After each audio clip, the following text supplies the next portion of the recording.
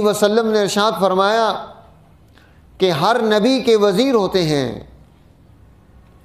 اور میرے وزیر دنیا میں ابو بکر اور عمر ہیں۔ حضرت ابو بکر صدیق رضی اللہ تعالی عنہ، آپ نے جو اجتماعی کردار ادا کیا خلافت کے اعتبار سے، جب آپ صلی اللہ علیہ وسلم دنیا سے تشریف لے جا رہے ہیں تو قریش، انصار، بنو ثقیف اور کچھ اور قبائل میں سے کچھ ان کے علاوہ باقی بہت بڑی تعداد ایسی تھی کہ جن میں اس جماعت نے جو تبدیلی پیدا کی تھی، انقلاب لایا تھا، اس کے خلاف رد عمل اٹھا۔ حضرت ابو بکر صدیق رضی اللہ تعالی عنہ نے اپنی کمال حکمت عملی سے ان تمام فتنوں کو جو سر اٹھا رہے تھے ان کو ختم کیا۔ آپ نے امت میں وحدت پیدا کی، آپ نے اس ڈولتی ہوئی کشتی کو سہارا دیا، امت کو ایک نظام پر لا کر جمع کیا، اور اس کے لیے آپ کو کتنا کردار ادا کرنا پڑا، کتنی محنت کرنی پڑی۔ یعنی اگلے سارے ادوار کی بنیاد اب حضرت ابو بکر صدیق رضی اللہ تعالیٰ عنہ کا دور خلافت ہے۔ آپ کا خلافت کا جو دور ہے ربیع الاول 11 ہجری میں آپ کی خلافت کا دور شروع ہوتا ہے، اور جمادی الاخری 13 ہجری میں 27 ماہ کے بعد آپ کی خلافت کا یہ دور مکمل ہو رہا ہے۔ اور جب آپ مسند خلافت پر آئے تو آپ نے سب سے پہلا جو خطبہ ارشاد فرمایا اس میں بڑی رہنمائی ہے امت کے لیے، ان حکمرانوں کے لیے جو کوئی ریاست مدینہ قائم کرنا چاہیں، انسانوں کو ترقی دینا چاہیں، سوسائٹی کو آگے بڑھانا چاہیں۔ حضرت ابو بکر صدیق رضی اللہ تعالی عنہ پہلا خطبہ ہے، اللہ کی حمد و ثنا، حضور علیہ السلام پر درود پڑھنے کے بعد حضرت ابو بکر صدیق رضی اللہ تعالی عنہ نے فرمایا کہ لوگو، تم نے مجھے اپنا حاکم مقرر کیا، حالانکہ میں تم میں سے کوئی افضل ترین نہیں ہوں، اور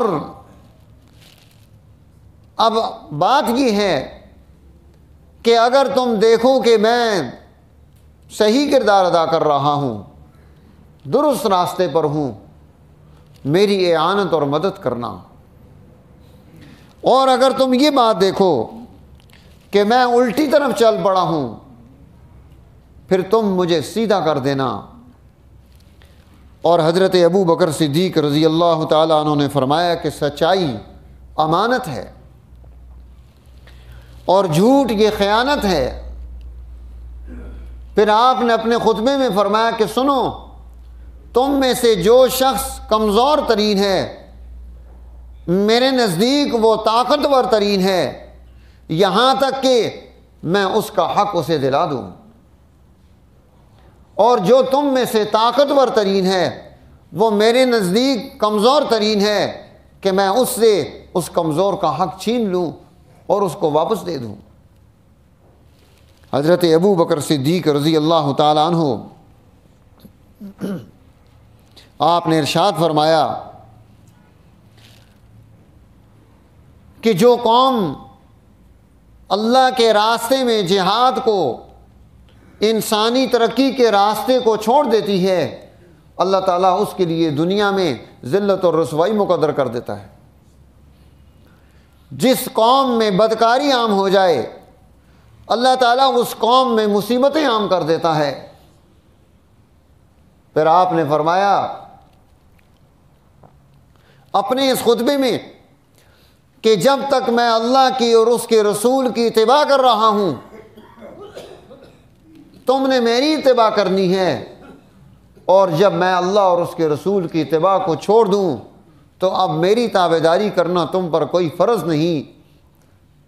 اللہ تم پر رحم کرے۔ یہ مختصر سا خطبہ ہے۔ حضرت ابو بکر صدیق رضی اللہ تعالی عنہ جب آپ خلافت کا نظام لیتے ہیں تو اس کے بعد امت کو تعلیم جو دے رہے ہیں، اس خطبے کے اندر ان تمام چیزوں کو جمع کر دیا کہ خلیفہ اپنی ذاتی رائے، اپنی ذاتی بنیاد پر نہیں، قومی اور اجتماعی بنیاد پر آگے بڑھے گا۔ اگر وہ اپنی ذاتی رائے پر، ذاتی بنیاد پر آگے بڑھتا ہے، قومی راستے کو چھوڑ دیتا ہے، تو پھر قومیں ان خلفاء کے بارے میں انہیں سوچنا پڑے گا۔ یعنی ذہن یہ دیا کہ تم لوگوں کو ہمارے بارے میں سوچ رکھنی پڑے گی کہ ہم غلط تو نہیں جا رہے۔ آج جمہوریت کے اس دور میں حزب اقتدار کے مقابلے میں حزب اختلاف کو لایا جاتا ہے کہ یہ حزب اختلاف یہ یہاں بیٹھ کر ان لوگوں کو ڈی ٹریک ہونے سے بچائے، درست فیصلے ہوں، صحیح امور طے ہوں۔ حضرت ابو بکر صدیق رضی اللہ تعالی عنہ نے اپنے دور میں اس جمہوری دور کو زندہ کیا کہ تمام لوگوں کو حزب اختلاف میں اپنے مقابلے میں کھڑا کیا کہ تمہیں ہم حکمرانوں پر نگاہ رکھنی ہے کہ ہم کوئی فیصلے غلط نہ کر رہے ہوں۔ آج آپ دیکھیں کہ امت کے حق میں فیصلہ کرنے والے، امت کو رہنمائی دینے والے، ان کے مسائل کو حل کرنے والے، انہیں صراط مستقیم پر کھڑا کرنے والے آج کوئی حکمران نہیں ملتے۔ حضرت ابو بکر صدیق رضی اللہ تعالی عنہ بہت تھوڑی باتیں کر رہے ہیں